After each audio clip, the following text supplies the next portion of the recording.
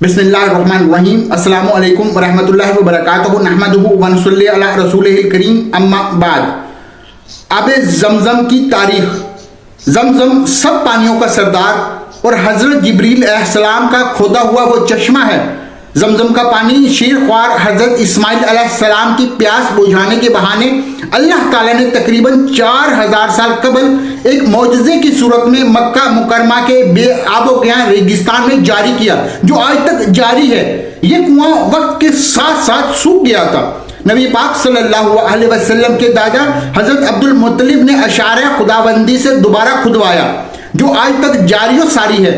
सहराए अरब के लगद में ये सबसे से खाली 2 खुश्क पहाड़, जहां पर प्यास की शिद्दत से एक बच्चा एड़ियां रगड़ रहा था। माँ यह मंजर देखकर होलनाक नजर में और मशकीजे में मौजूद पानी भी कब का खत्म हो चुका था। सहरा की तपती दोपहर और झुलसाती लू के थपेड़ों ने उन्हें जाग बलद कर दिया था। माँ अपने बेटे को बिलबलाता, सिसकसाता और तड़पता न देख सकी और पानी की तलाश में सामने मौजूद सफा के पहाड़ पर चढ़ गई, लेकिन पानी न मिला और इस पहाड़ से उतरकर तेजी से दूसरी जानिब मरवा नामी पहाड़ी पर चल पड़ती। 3-4 चक्कर लगाकर ममता की मोहब्बत के हाथों मजबूर होकर वो वापिस आई। बेटे को पहले की तरह तड़पता बिलखता देखकर वो वापस पलटी तो वो दोबारा वही चक्कर, पहाड़ से उतरती और पहाड़ जल्दी से दूसरे पहाड़ पर चढ़ जाती। पानी की तलाश में वो इन पहाड़ों के 7 चक्कर लगा चुकी थी, लेकिन पानी कहीं ना मिला। और फिर वो बेगरर माँ अब दौड़कर अपने बच्चे की तरफ आई, जो जान बलद हो चुका था। सैकड़ों माओं से ज्यादा, अपने बंदों से ज्यादा प्यार करने वाला खुदाई ये मंजर देख रहा था। उसने फौरन हजरत जिब्राइल अलैहिस्सलाम को पैगाम भेजा। आप अलैहिस्सलाम ने एड़ी जमीन पर मारी और जमीन से पानी का चश्मा उबल पड़ा। बज़ाहिर आखिरी सांस लेते हजरत इस्माइल अलैहिस्सलाम की बेताब माँ हजरत हाजरा अलैहिस्सलाम उबलता पानी चश्मे को पानी देखकर खुशी से निहाल हो गई और पानी के गिर्द मोंडेर बना दी ताकि पानी इधर उधर ना हो जाए। सर्वे कौनैन हजरत मोहम्मद सल्लल्लाहु अलैहि वसल्लम ने फरमाया कि हाजरा अगर इस पानी के गिर्द मुंडेर न बनाती तो आज ये पानी दरिया की शक्ल इख्तियार कर लेता। इस अजीबो गरीब पानी ने माँ बेटों को खजूर और खाने से भी बेनियाज कर दिया। पानी पीते ही प्यास के साथ साथ भूख का एहसास भी मिट गया।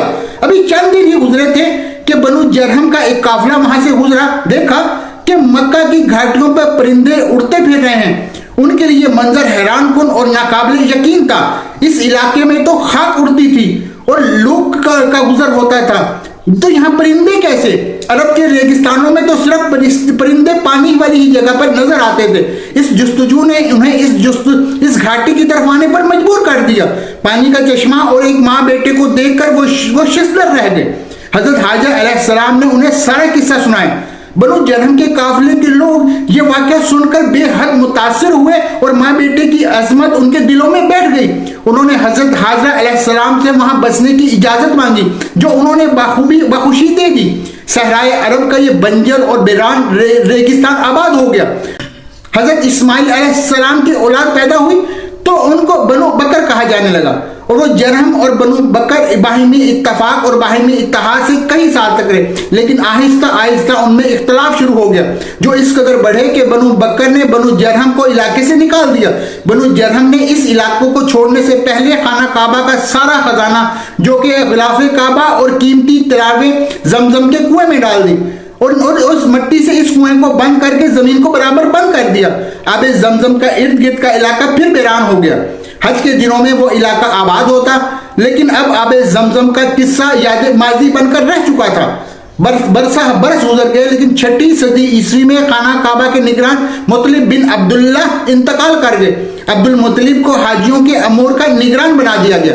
अब्दुल मुतलिब हाजियों को पानी पिलाते थे। इस मकसद के लिए मक्का में कई कुएं खोदे गए।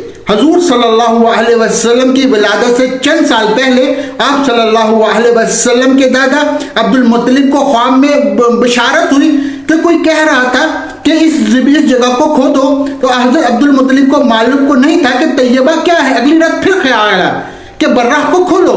बर्राह को भी नहीं जानते थे कि जमजम को खोदो।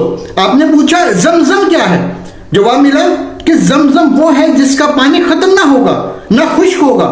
निशानी उसकी ये है कि वहां चूंटियों की बहुत सी बिल है और एक कौवा जमीन को कुरेदता रहता है। अगले दिन सुबह सवेरे تو اپنے بیٹے کے ساتھ حاضری سے اس جگہ پہنچے اور کھدائی شروع کر دی. اہل قریش نے باپ بیٹے کو کھدائی سے روکا اور یہ کہا کہ اس جگہ تو بتوں کے نام پر قربانیاں دی جاتی ہیں, یہ مقدس جگہ ہے. عبد المطلب نے سنی انسنی کر دی اور کھدائی جاری رکھی, مگر قریش نے باپ بیٹے کی کوئی مدد نہ کی. 3 دن کی انتھک محنت کے بعد آخر بحر مقصود آ ہی گیا.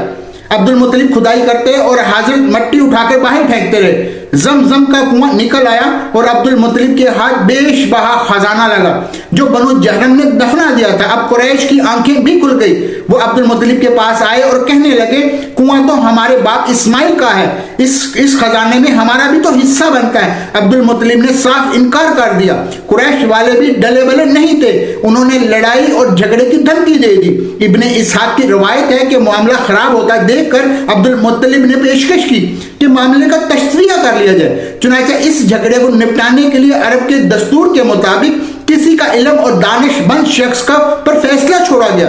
اہل قریش نے کہا کہ شام میں رہنے والے قبیلہ بنو سعد کی کہانی ہی اس کا فیصلہ کر سکے گی. عبد المطلب نے یہ بات مان لی اور مختلف قبائل کے نمائندہ افراد کے ہمراہ شام کے ہمراہ رخت صخر باندھ دیا. فاصلہ بہت طویل تھا, راستے میں میلوں پر پھیلے صحرا سے گزرنا تھا. صحرا میں اکثر لوگوں کے پاس پانی ختم ہو گیا. پیاس کے مارے لوگوں کی جان نکلنے لگی. جن کے پاس چند گھونٹ پانی تھا انہوں نے دوسرے کو دینے سے انکار کر دیا.